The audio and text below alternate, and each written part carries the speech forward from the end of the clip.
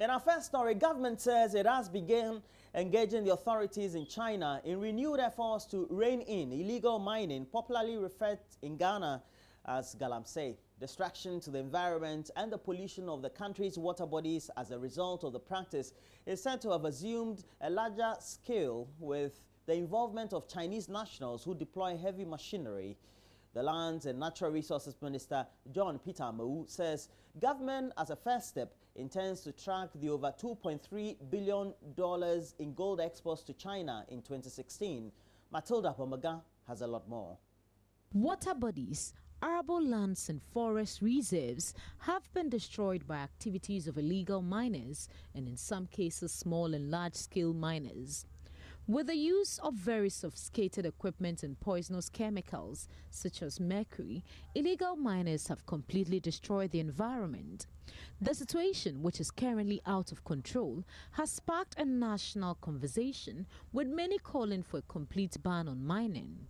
The Lands and Natural Resources Minister, John Peter Amewu, says there won't be an outright ban on mining, but instead they will streamline operations through the introduction of middle-scale mining.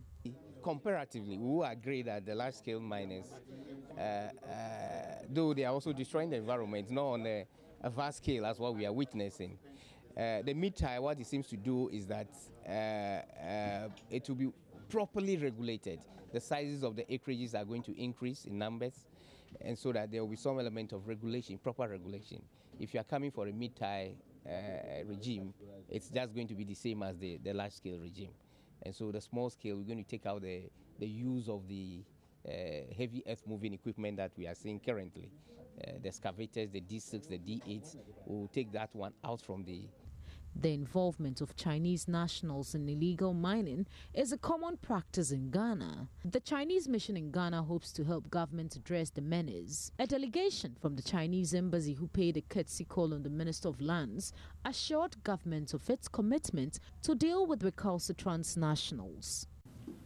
And also we come here to discuss with our Shanling population, let them to respect the Ghana's law and some related regulations, and also advise them to make some other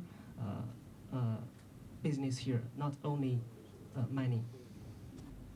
So I'm very appreciative for the minister to give us this opportunity. We have a meeting here to discuss how to solve these problems.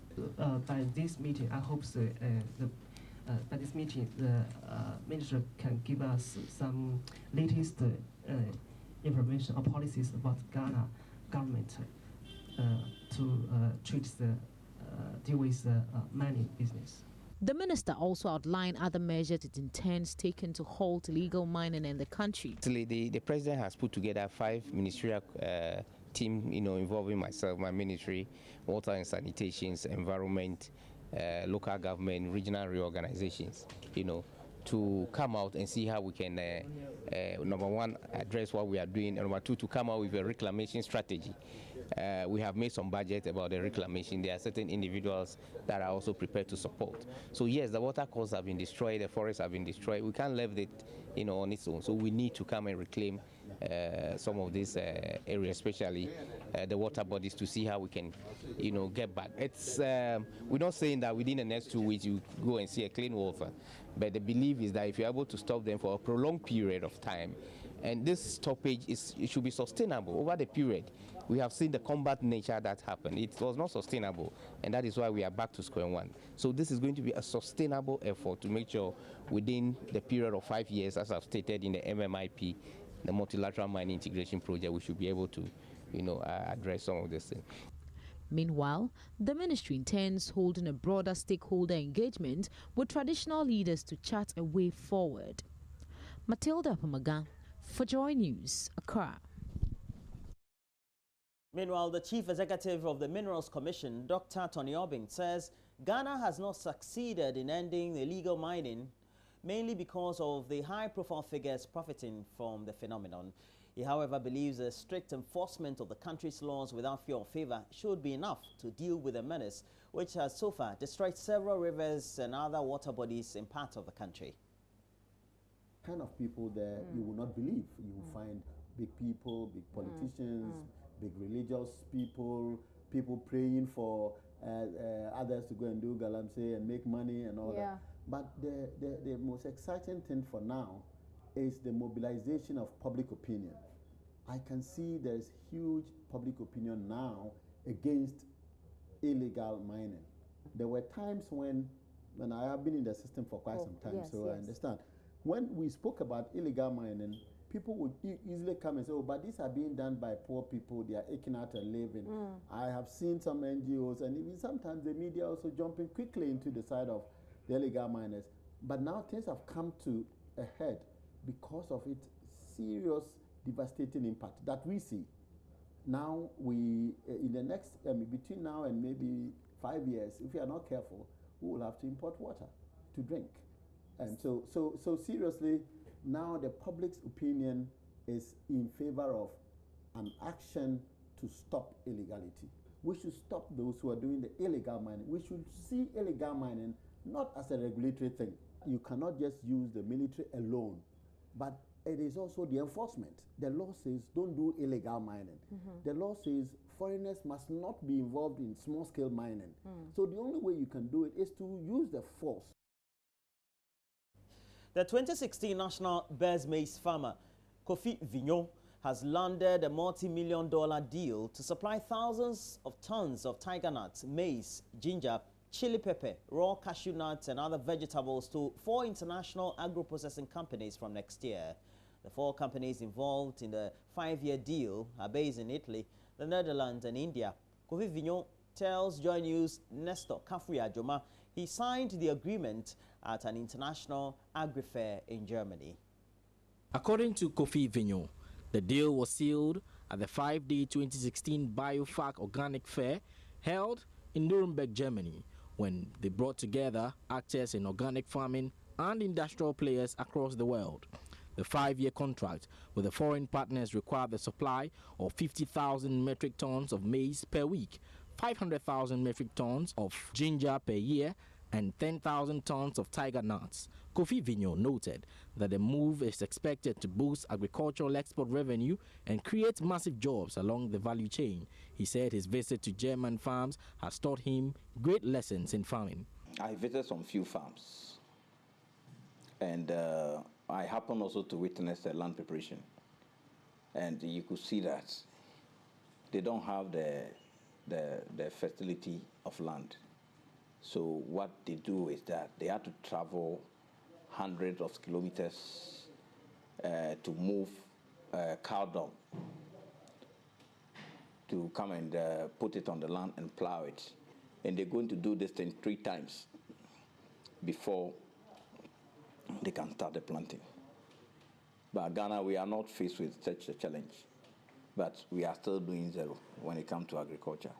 The 2016 National Best Maize Farmer stated that his company has obtained several acres of land at Kwatire in the Sunyani East district to engage farmers through the nucleus system to cultivate the required crops. He said his foreign partners will provide the requisite improved seeds to farmers so as to meet their specifications.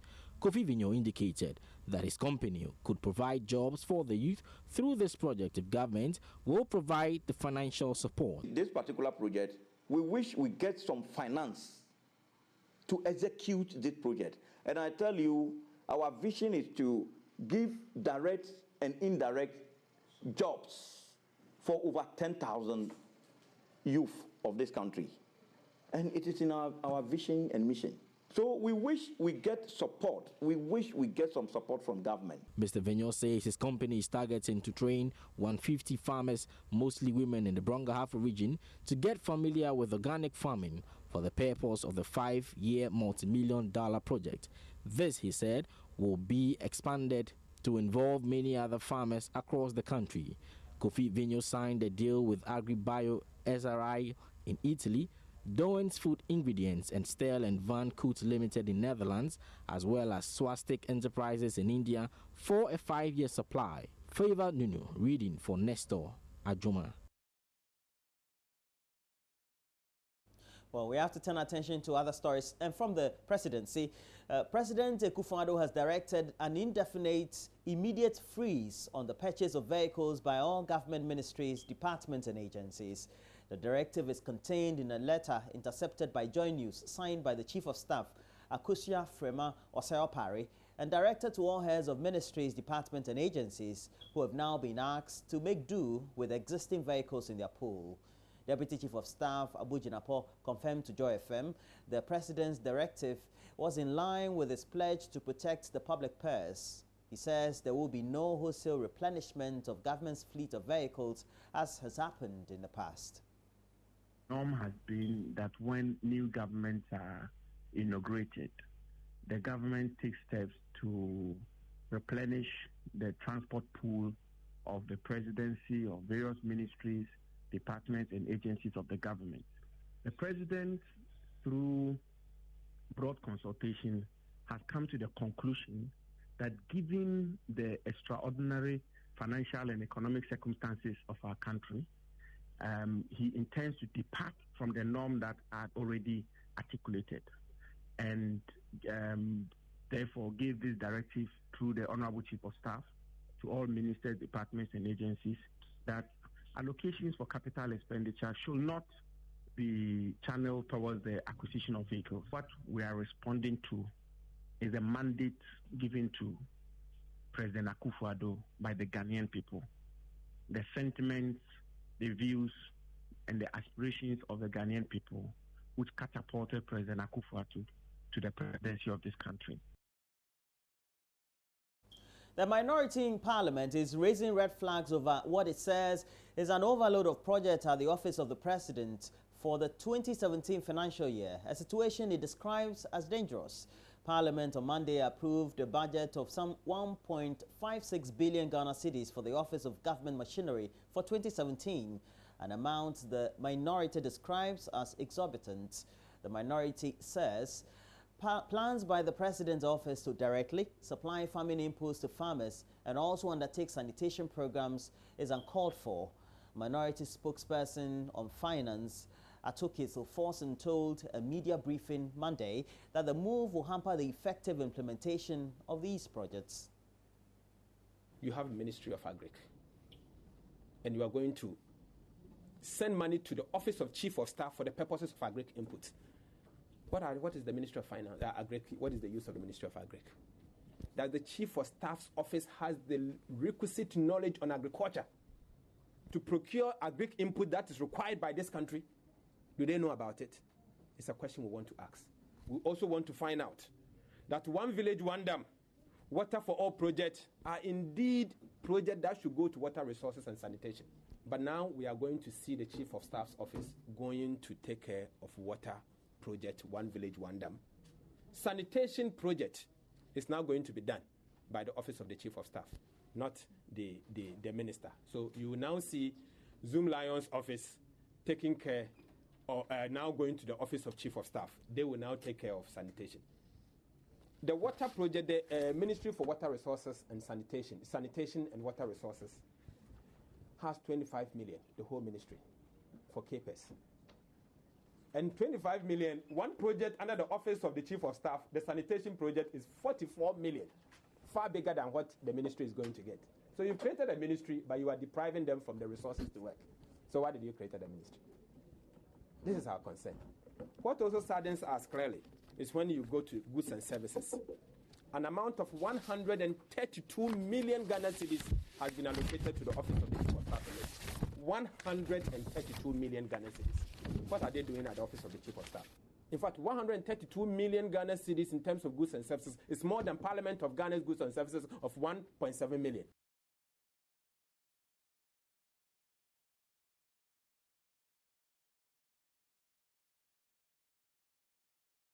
Mr. Atoforson claims the budget estimates approved on Monday shows that government has broken its promise to allocate $1 million to each constituency to help facilitate development. In the budget statement, what we've seen clearly is a departure of what the narratives of the budget statement talked about and what is in during the budget narrative during the reading of the budget statement. The minister was very emphatic that they are going to start certain infrastructure projects. In fact, if you look at the budget statement, paragraph 20, page 3, let me read. Mr. Speaker, the 2017 budget was set in motion the following key policy priorities and flagship projects. It goes further to say that 1, establishment of the Infrastructure for Poverty Eradication Project, IPEP. So this is their umbrella project. It goes further to say that out of that, $1 million will be given to each constituency for the purposes of eradicating poverty.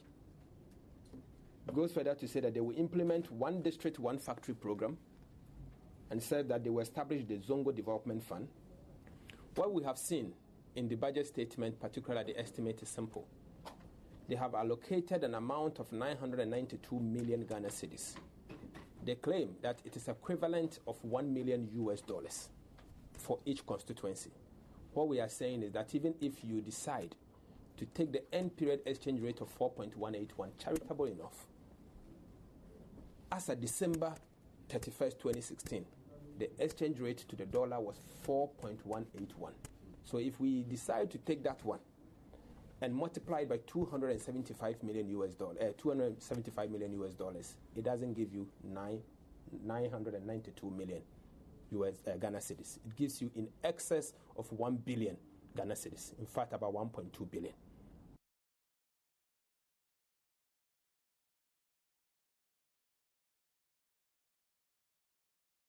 Already, Parliament is sitting late into the evening to approve budget estimates for various ministries. Well, that'll be it for the latest news tidbits we have. We have a lot more news we have to review in the newspapers, and we'll look at some online portals. I'll be joined by Mamavi Owusu Abuaje. Please do stay on. You're still watching the show, The AM Show.